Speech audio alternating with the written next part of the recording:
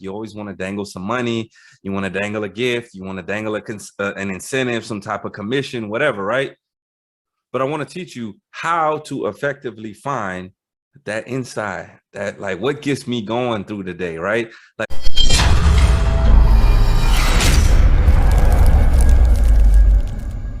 today, I wanted to talk to you about external motivation versus internal motivation. See, a lot of y'all struggle with this. A lot of y'all struggle getting it out the best of your team, the best of yourself, because you always want to dangle a carrot. You always want to dangle some money. You want to dangle a gift. You want to dangle an incentive, some type of commission, whatever, right? But I want to teach you how to effectively find that inside, that like what gets me going through the day, right? Like what gets you going through the day. And I want you to figure that out, because guess what? We learn better. We stay at places longer. We produce better.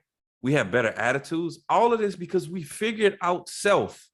But check this out. How do we figure this out, Corey? Number one, you want to find a sense of purpose in what you're doing, whether it's at your job, whether it's at home, like whether you're trying to build a team. You need to pull out what the sense of purpose behind what I do with. Look, I'm gonna just keep it simple with y'all. If you take your dog out for a walk, and who doesn't love their dog? Why do you take your dog out for a walk? Why? Because you want him to see things, or her. You want them to sniff. You want them to be able to take a walk, get some exercise, whatever it is, right? You want them to be able to do these things because you enjoy seeing them be happy, sense of purpose in whatever you're doing. That's real simple though, right? The second part is I want you to teach people as well as yourself, become autonomous in what you do. Make your own decisions. Do things, empower people to do things for themselves.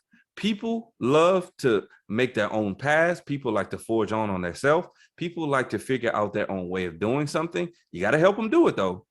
But figure out how you can help someone make a decision for themselves. Even yourself, if you're struggling with this, learn how to make a decision. Now, what's next, right?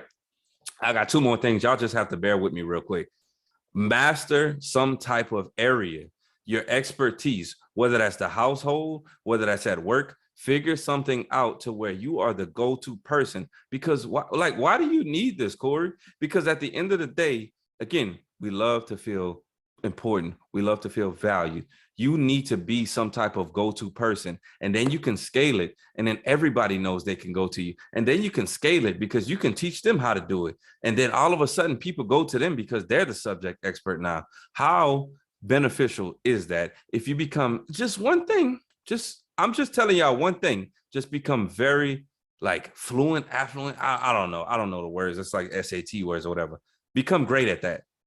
And then the final part is I've been hinting to us this whole video. I appreciate you for still watching.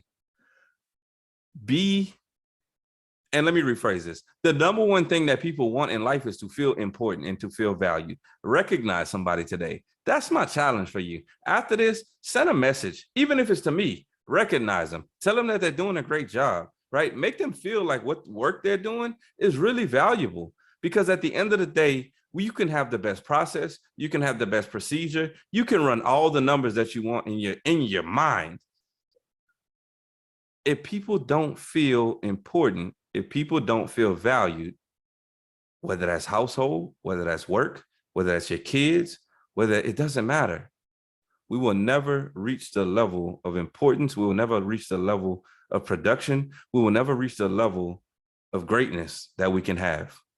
That's been your Average Mindset Monday.